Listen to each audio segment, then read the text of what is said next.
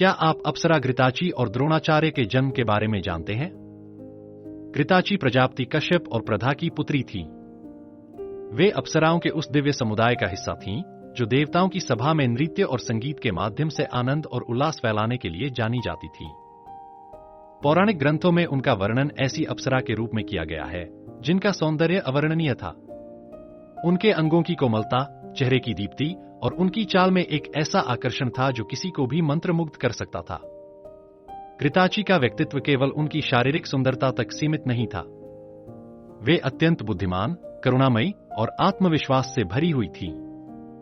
उनके निर्णय और कार्य सृष्टि के व्यापक उद्देश्यों को पूरा करने में सहायक थे।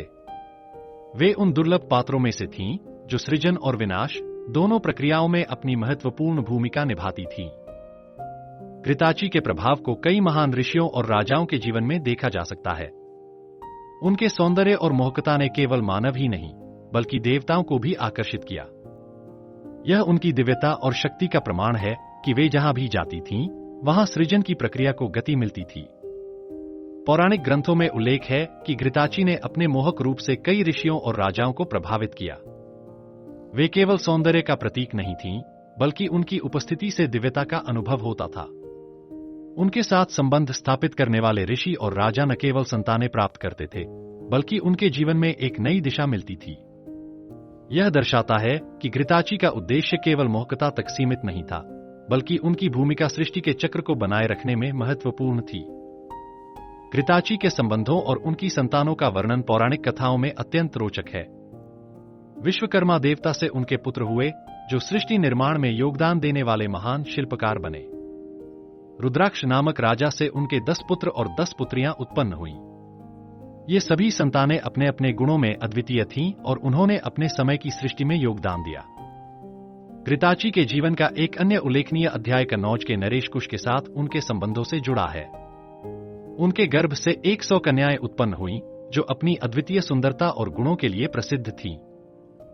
ये कन्याएं विभिन्न राजवंशों में विवाह के माध्यम से सृजन और विस्तार का माध्यम बनी। महर्षि च्यवन के पुत्र प्रमिति के साथ घृताची के संबंध से रुरु नामक पुत्र का जन्म हुआ। यह पुत्र अपनी विलक्षण बुद्धिमत्ता और साधना के लिए विख्यात हुआ। घृताची का जीवन यह दर्शाता है कि वे केवल अप्सरा नहीं थीं, बल्कि सृजन की एक महत्वपूर्ण कड़ी थीं, जिन्होंने अपने माध्यम से सृष्टि को समृद्ध किया। घृताची के जीवन की एक महत्वपूर्ण घटना गंगा नदी के तट पर घटी। एक दिन वे गंगा में स्नान कर रही थीं। स्नान के बाद जब वे भीगे वस्त्रों में नदी से बाहर निकलीं, तो उनका रूप और सौंदर्य ऐसा था कि महर्षि भारद्वाज की दृष्टि उन पर पड़ी। ऋषि अपनी तपस्या में लीन थे, लेकिन घृताची के सौंदर्य ने उन्हें मोह लिया। उनका मन विचलित हो गया और उनकी कामना जाग उठी। घृताची का भीगा हुआ शरीर और उनके वस्त्रों से झलकता हुआ आकर्षण ऐसा था कि महर्षि भारद्वाज का संयम टूट गया।